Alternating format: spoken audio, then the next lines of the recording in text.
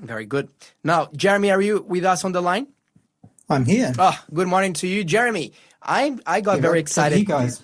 We're doing good, thank you. I'm actually so excited because you told us that you're taking us to the United States today. Yes, that's right. See if we can do a few American dishes that aren't too unhealthy. Okay. What is Look, let me that? just say this. I have family that lives in the United States, and I visited the United States a couple of times. I struggle big time to find anything even mildly healthy. Unless you go to the supermarket yourself and buy your own food. If you're eating out, it's so hard. So what can you talk about the American food and how can we make it healthy? Yeah, well, I've been to America quite a lot, and there are some great vegan and healthy places there. The majority is very sugar-filled, fat-filled, very unhealthy, the mainstream diet. So I've kind of got a few dishes here that I've kind of sampled over there and tried to create more of a kind of a healthy or different alternative. Okay, so what is the number one dish? Actually, what comes to your mind, Lawson? I think let's see if it comes to the same. Like American food? Yeah.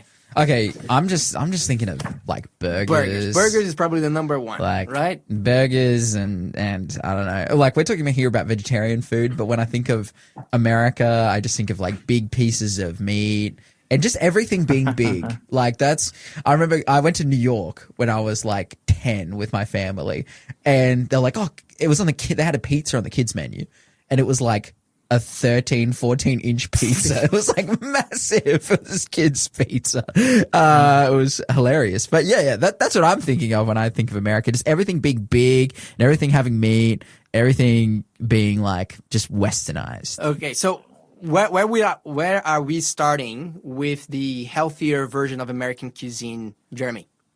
When I was in Chicago, someone ordered for I think on Uber Eats one night a Chicago deep dish pizza. Just to give me a bit of a taste of America.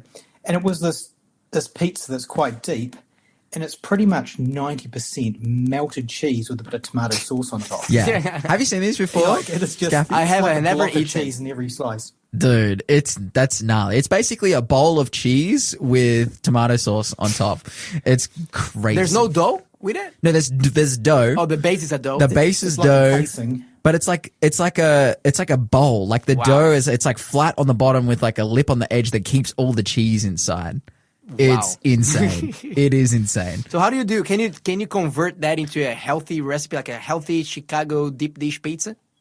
Yeah, well, mine is probably not that close, but the one I've done that's kind of inspired by it, I've done a kale and tofu ricotta deep dish pizza with a sweet potato crust. So that's so awesome. We're just laughing here in the studio because it's like, dude, that's like the opposite. It's like we're in a different world. Kale and tofu from the Chicago deep dish pizza. So how did you make it? You probably shouldn't mention those names when you put it in the title. It's called a healthy deep dish pizza. Might be easier. Yeah, awesome. How does it go? So the sweet potato crust is really nice. So effectively, rather than using white flour and pretty much using you make a crust, you blend up some sweet potato, some millet flour, some chickpea flour, chia seeds, and olive oil, and you kind of blend it up in a food processor, and you kind of press out the base. So really nice, just a general nice crust to have. And then you make the filling, and effectively this is just, again, you blend the filling in a food processor, and you can leave the kale out if you want, but basically it's tofu, nutritional yeast flakes, salt, onion, and garlic. And you blend it up, so you've kind of got like a nice kind of cheesy-like kind of thing. And I kind of put the kale in to give it a bit of colour and interest, but you could leave it out, and then it would say looking like more of a yellowy kind of a device, like these. And so basically, you put that in the pizza, and then in the crust, and then you bake it for 30 minutes at 180 degrees. Before that, you just spoon some pizza sauce on top of it, just to kind of give it that kind of red topped deep dish pizza kind of look. And then when it comes out, you just do a few drizzles of some lime and cashew aioli and a bit of some spring onions or some kind of a herb, and it's a really nice kind of deep dish pizza like dish. Yeah. Wow, that sounds incredible. Sounds very delicious. I'm so keen. I'm sold. So that's my cookbook 7 if you want to look it up. It's a really, really delicious kind of deep dish pizza style product. He's making me hungry. Jeremy, I have all your books and I love your recipes. My children make your recipes. And can I just say, you're making me wonderful. hungry. Yeah. It's Dude. my job. I'm already a fan of tofu on pizza and tofu as a cheese replacement. I think you can make it so yummy. So, it sounds incredible. What other... Exactly. Sorry, what were you going to say? You need to put a bit of a flavour with it. Tofu by itself is pretty bland, but you need Yeah. to put some particularly nutritional yeast flakes with it. And it kind of, gives a bit of a bump up. Yeah, that's awesome. What else are we looking at? American food in a healthy one thing style. that's quite American is sloppy joes. Okay. And that's basically a burger, but instead of a burger patty, you have like a mint sauce in the middle of it.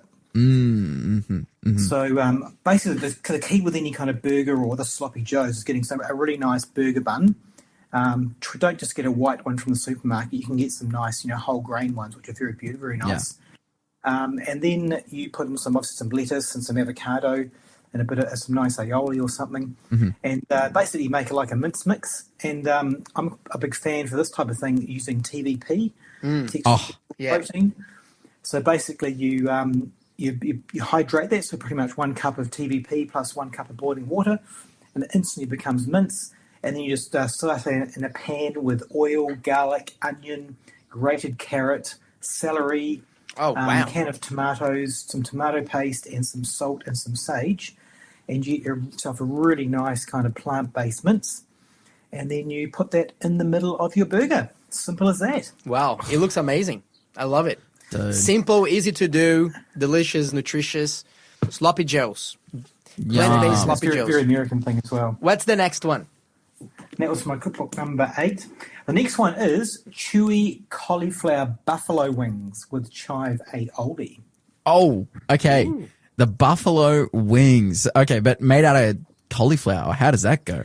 Yeah, so what you do is cauliflower is actually a really delicious item when it's actually when it's like baked, rather than you're probably used to cauliflower being boiled, but when you bake it, it brings out a really nice flavour. So effectively, you make a batter, and the batter I use is basically you mix up a batter with yellow Thai curry paste, some rice flour, some breadcrumbs, some salt, some plant-based milk, maple syrup, tomatoes, and some oil.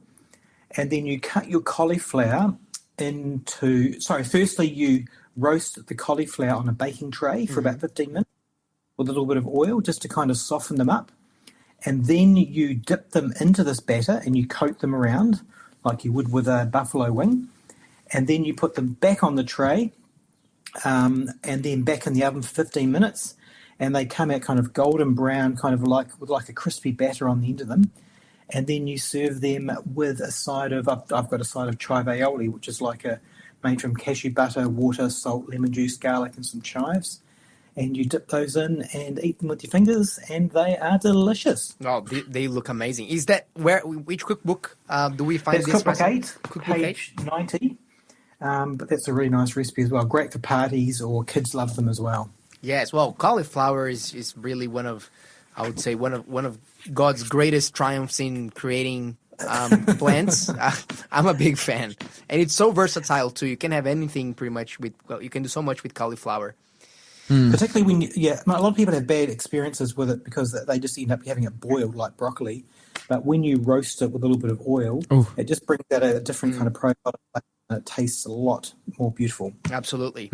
Okay, so we had a sloppy joes, deep dish pizza, buffalo wings. What's next? I'm still missing something here, but I'm not gonna tell you what it is, Jeremy. Let's see if we. Well, there's probably about 20 dishes I could do, but you've only given me about 15 minutes. But that's still good. Well, we still have 5 minutes. Let's see what else can we cover.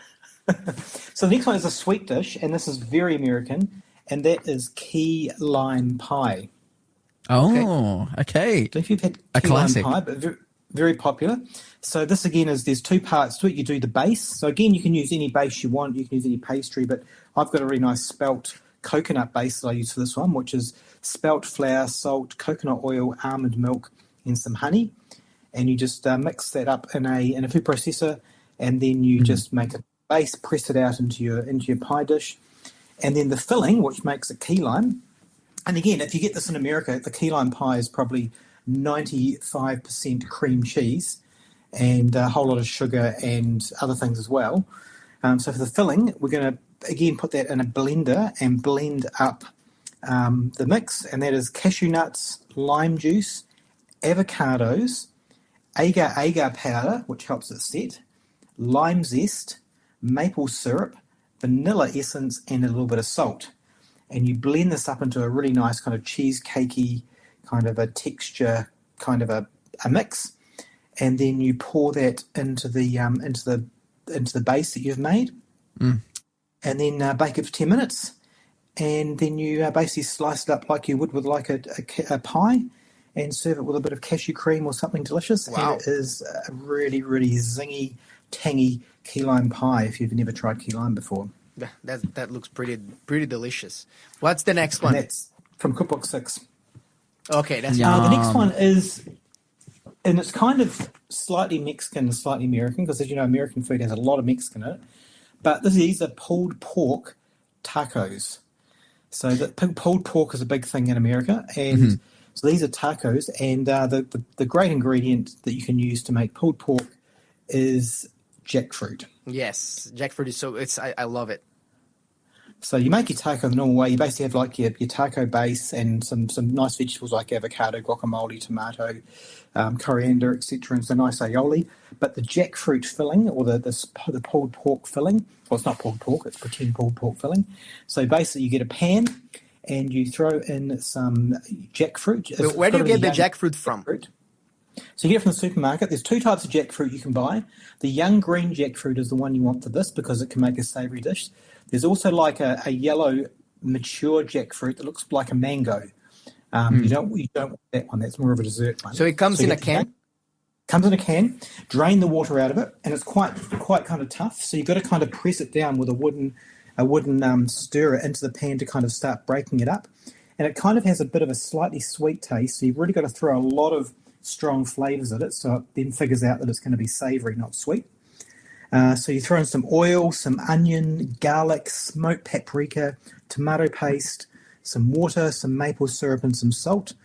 And you just basically just let it just for about 10 minutes in the pan. You saute it around, just keep pushing it, stirring it. It breaks down, and it becomes this really beautiful, flavoursome, deep red kind of pulled pork styled ingredient, and is just a great ingredient that you can put into your tacos or a lot of other foods for that matter. Okay. Yum. That sounds pretty amazing. Yeah, my wife went to her friend's place and they had jackfruit tacos, like same style, did it in that pulled porky style, and they were loving it. And I guess that once you do that jackfruit, sort of a fake pork. I don't know if you can call it that, but it's very versatile. You can add it to toasties, can't you? Later on, if you want to use it, or just eat with rice. Yeah, definitely. You put in burgers. You can, even you put it in. We do a really beautiful jackfruit salad at the cafe. It really makes a nice thing through with salads as well. Well, and rice, yeah, exactly. So it's a very, it's just got a nice texture to it, and it's very, very versatile. Wow, very good. Awesome. Jeremy, we only have about 40 seconds left, so I guess just a time for a bit of a recap. So what's the big takeaway? How do you make, just in principle, how do you get an American traditional recipe and make it healthier? In a nutshell. The thing I enjoy doing most through my cookbooks, I think what people enjoy, is just taking something that's very unhealthy or very processed or very laden with sugar and things or meat. And there are great kind of vegan or plant-based alternatives for most things that you can use to get the texture. So there's kind of the texture side of things as well, and there's kind of the flavour as well. So it's just about, I suppose, creating, identifying what the flavours are of the dish and making sure you retain those, and using something else to bring the texture through, or the kind of thing that makes the dish. Thank you so much, Jeremy. And by the way, if you would like to get one of Jeremy's books, Revive Cafe Cook 30 Cookbooks, you can go online or you can send us a message here and you will point you to the right direction. These books are amazing because they have recipes that are healthy, they're easy to cook, and they will be a big success at your home or at your kitchen, wherever you cook your food. Jeremy, thank you so much. Looking forward to have you again next time.